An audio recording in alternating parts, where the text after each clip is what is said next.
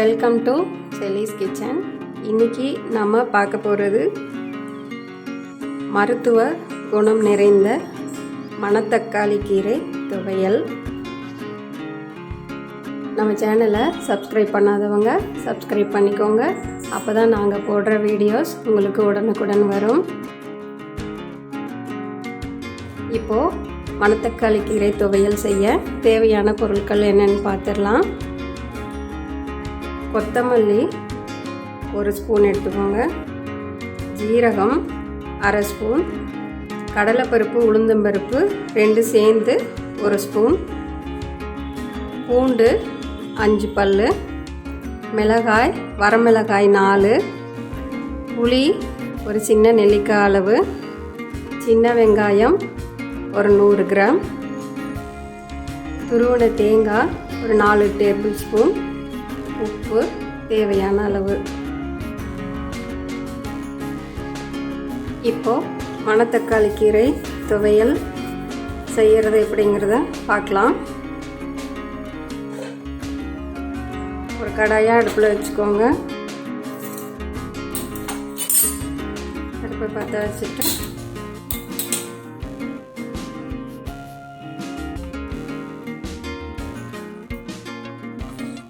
ஒரு 2 ஸ்பூன் அளவுக்கு எண்ணெய் ஊற்றிக்கோங்க.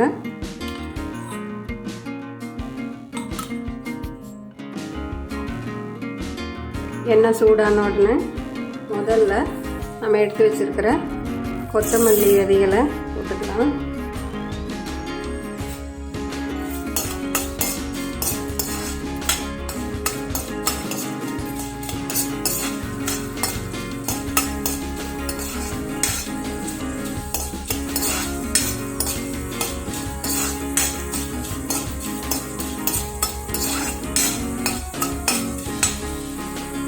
அது கூட ஜீரகம் அதையும் போட்டு நல்லா ஃபஸ்ட்டு விடுங்க.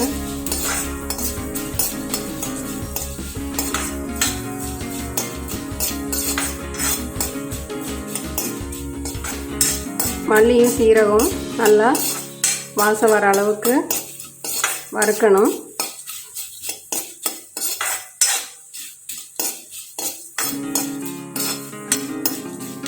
வறுபடலைன்னா ஒரு மாதிரி பச்சை வாசனை வரும். அதனால் இது 2 மட்டும் நல்லா வறுத்து எடுத்துக்கோங்க.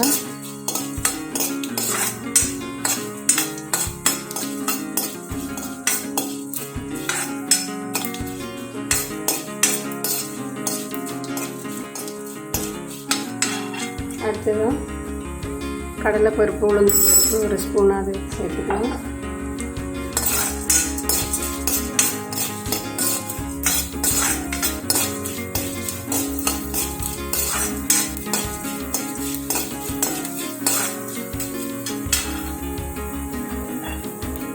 அது கூட வரமிளகா,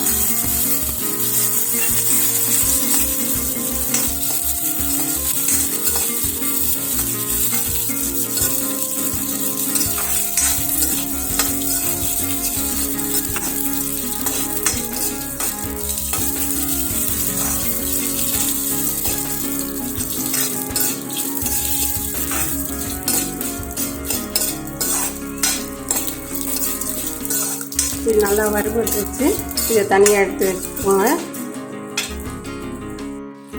இப்போது 1 ஸ்பூன் எண்ணெய் விட்டுக்கோங்க.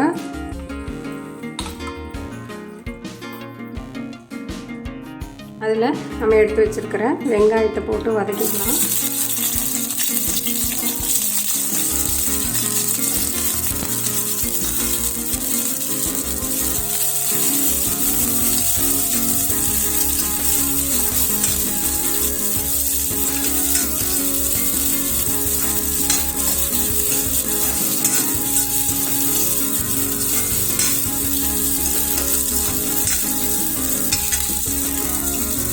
அதோட பூண்டையும் சேர்த்து நல்லா வதக்கிக்கோங்க.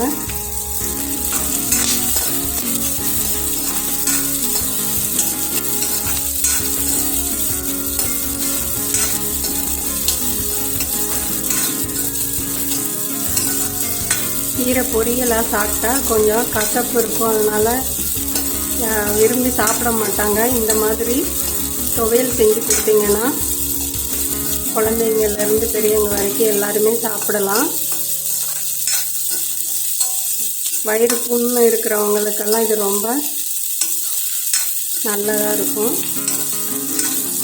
வாரத்தில் 2 நாள் செஞ்சு சாப்பிட்டா போதும், புண்ணெல்லாம் ஆறிடும்.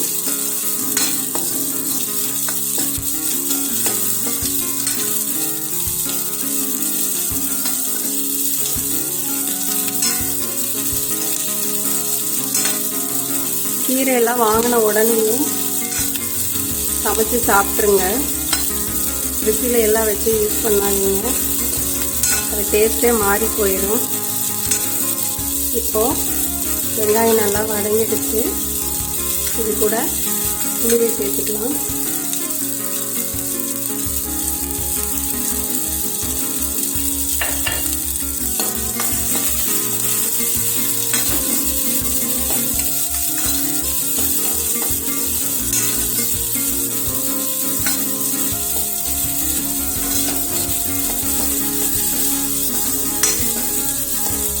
அடுப்பை ஆஃப் பண்ணிவிட்டு தேங்காயை போட்டு ஒரு 2 வதக்கு வதக்கி எடுத்து வச்சுக்கோங்க.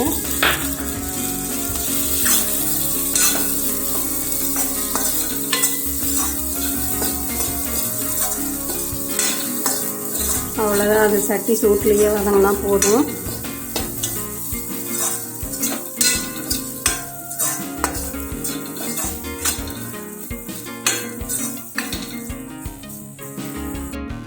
இப்போது மறுபடியும் அடுப்பு பற்ற வச்சுட்டு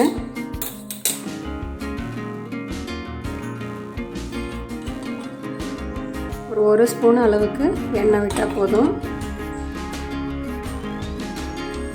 இதில் நம்ம கழுவி எடுத்து வச்சுருக்கிற மணத்தக்காளி கீரை ஒரு கைப்பிடி அளவு, அதை அது கூட போட்டுக்கோங்க.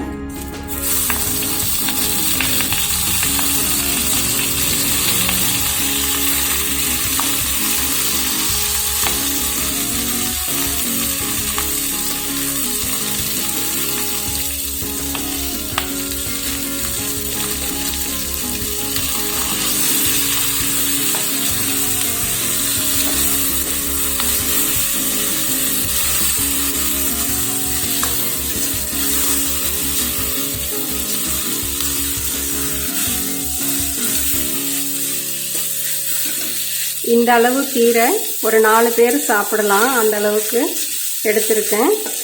கூட வேணுங்கிறவங்க கூட கீரை சேர்த்துட்டு அதோட வெங்காயம் மிளகாய் எல்லாம் எவ்வளோ தேவையோ அந்த அளவுக்கு அதிகமாக போட்டுக்கோங்க. அவ்வளோதான், கீரை நல்லா வதங்கிருச்சு.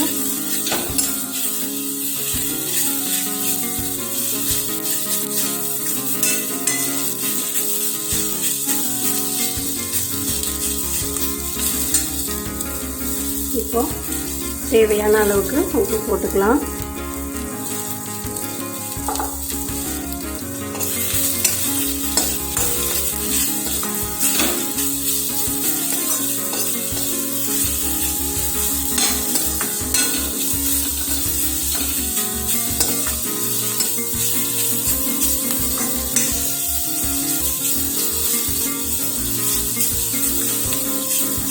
சூடான சாதத்தில் போட்டு நல்லா பிசைஞ்சு சாப்பிட நல்லா டேஸ்ட்டாக இருக்கும்.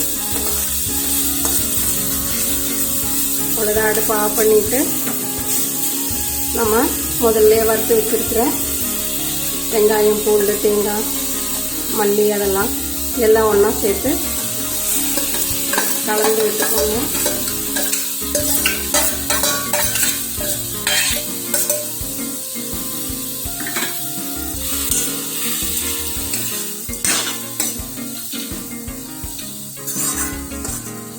அவ்வளோதான், இது நல்லா ஆற விட்டுட்டு ஒரு மிக்ஸி ஜாரில் போட்டு நல்லா நைஸாக அரைச்சி எடுத்துக்கோங்க. சுவையான மணத்தக்காளி கீரை துவையல் ரெடி ஆகிடும். நீங்களும் உங்கள் வீட்டில் செஞ்சு பாருங்கள். தேங்க்யூ.